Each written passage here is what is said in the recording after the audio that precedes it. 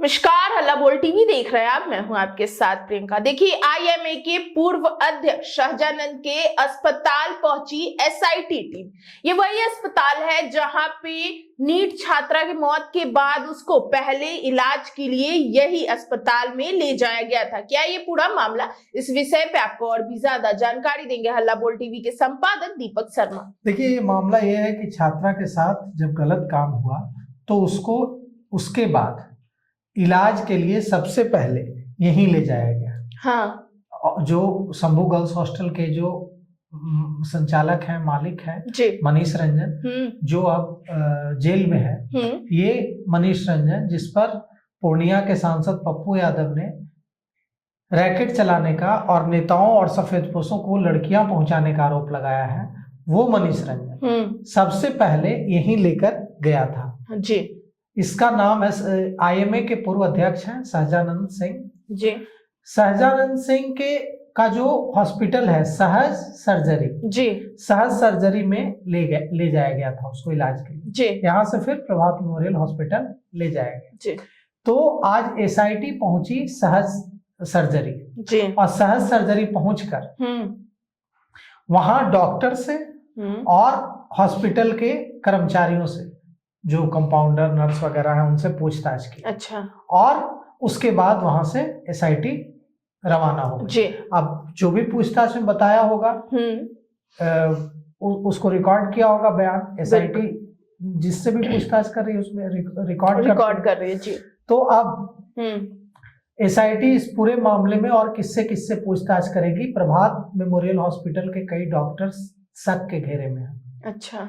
एक senior doctor पर तो जो छात्रा की माँ और पिता हैं, छात्रा की माँ, पिता और चाचा को धमकाने का आरोप है।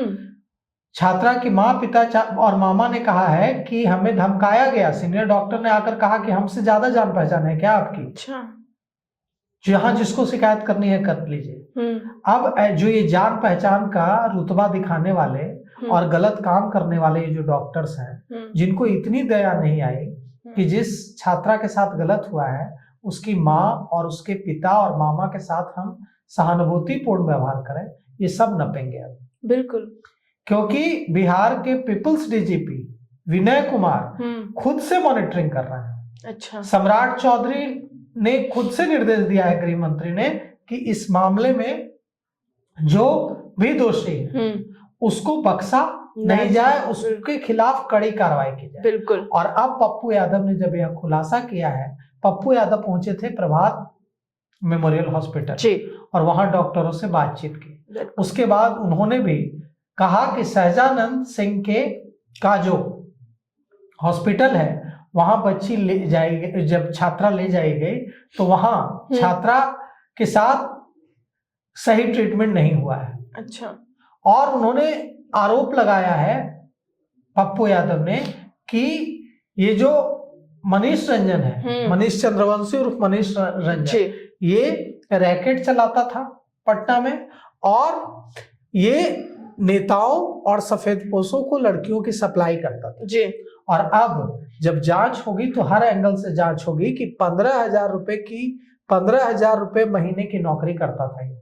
हाँ। ये जो मनीष रंजन जब जहानाबाद से आया था पटना, और 15,000 रुपए महीने की नौकरी करने वाला, एक अस्पताल में मामूली सी नौकरी करने वाला जिसकी सैलरी 15,000 थी, उसने चंद सालों में कौन सी लॉटरी लग गई उसको कि उसके पास आज करोड़ों की संपत्ति है।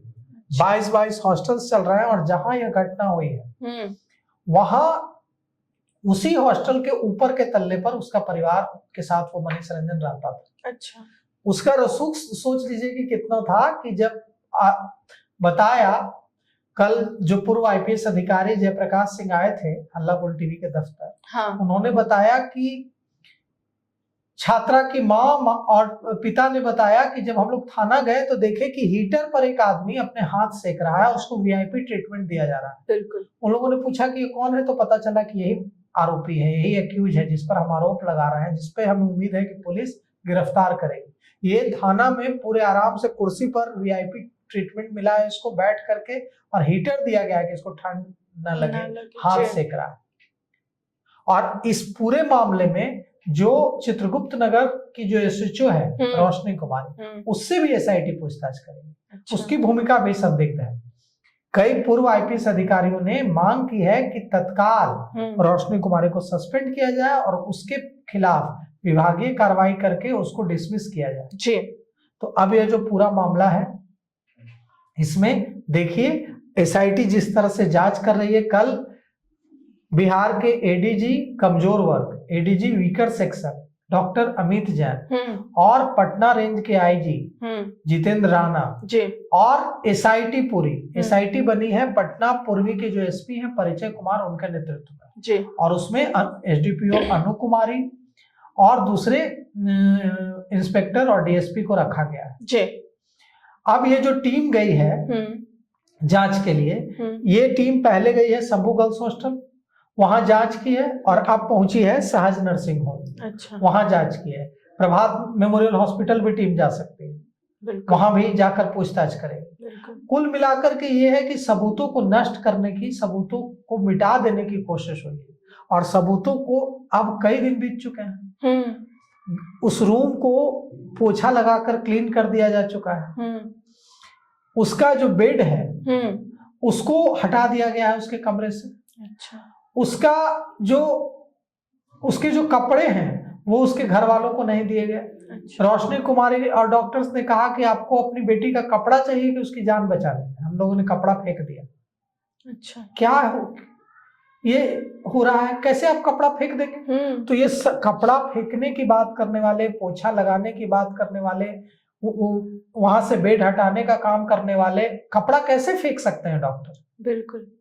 ये सारा जो है, और पप्पू यादव ने, सांसद पप्पू यादव ने जो आरोप लगाया है, प्रभात मेमोरियल हॉस्पिटल पहुंचे हैं और उन्होंने जो आरोप लगाया है कि लड़की को होश आया, लड़की बच जाती, जानबूझकर उसे मार डाला गया, उसे वेंटिलेटर पर डाला गया, उसकी हत्या की गई। यह आरोप पूर्णिया के सांसद पप्पू यादव ने लगाया है।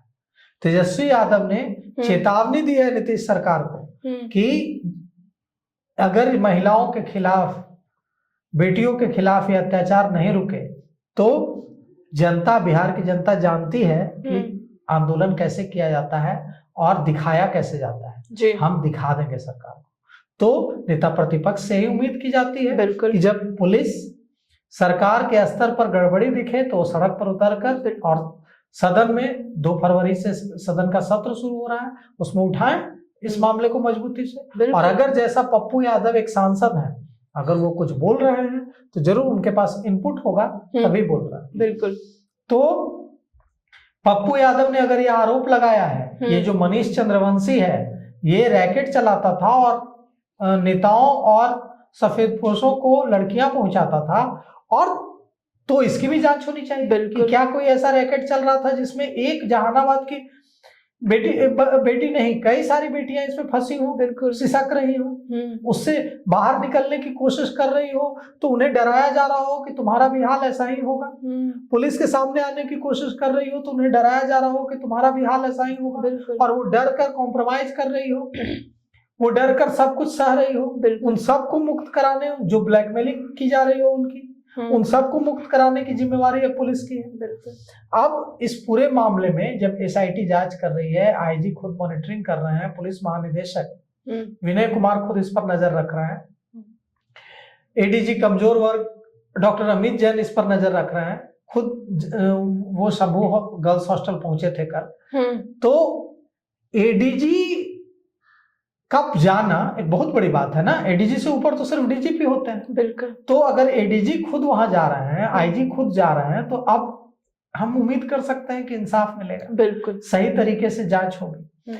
इस पूरे मामले में जिन लोगों ने कारगिल चौक पर प्रदर्शन किया था और जिनके नाम पर एफआईआर की गई, उनका को तो कोई कसूर नहीं है। अब तो पुलिस ने मान लिया है कि जांच गलत हुई, तो वो तो न्याय योद्धा है जिन्होंने आवाज उठाई सही के लिए, उन्हें लाठियों से पीटा गया तो लाठी खाए, लेकिन न्याय की लड़ाई लड़ते रहे। अब उन युवाओं पर एफआईआर करके उनका करियर बर्बाद करने की कोशिश हो रही है, उनको नौकरी मिलने में दिक्कत आएगी क्योंकि उन पर नेम्ड एफआईआर है। तो